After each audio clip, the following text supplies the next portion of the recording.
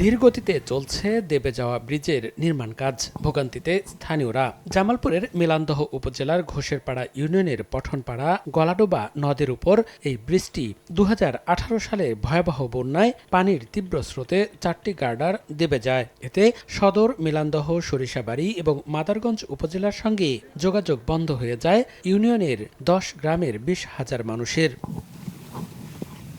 দীর্ঘ ৬ বছর পর ২০২৪ সালে স্থানীয় সরকার অধিদপ্তর ব্রিজটি নির্মাণ কাজ শুরু করে, যার কাজ শেষ হওয়ার কথা ২০২৫ সালের ডিসেম্বরে। স্থানীয়রা বলছেন, ব্রিজটি ভেঙে যাওয়ায় চরম বিপাকে তারা। প্রতিনিয়ত নৌকায় করে পারাপার হতে হয় তাদের। কাজ শেষ না হলে বর্ষা মৌসুমে চরম ভোগান্তিতে পড়তে হবে আশঙ্কা স্থানীয়দের। ব্রিজের জন্য অনেক সমস্যা।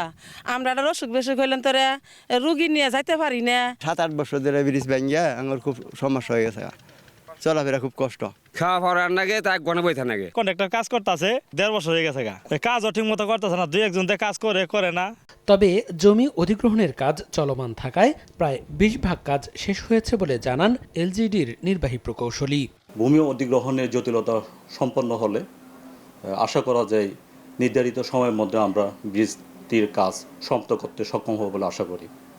আর এই ব্রিজটির সমাপ্ত হলে এলাকার জনগণের দীর্ঘদিনের যে প্রাণের দাবি, সেই স্বপ্নটি বাস্তবায়িত হবে। ২৮০ মিটার পিসি গার্ডার ব্রিজটি নির্মাণে ব্যয় ধরা হয়েছে ৪৭ কোটি টাকা।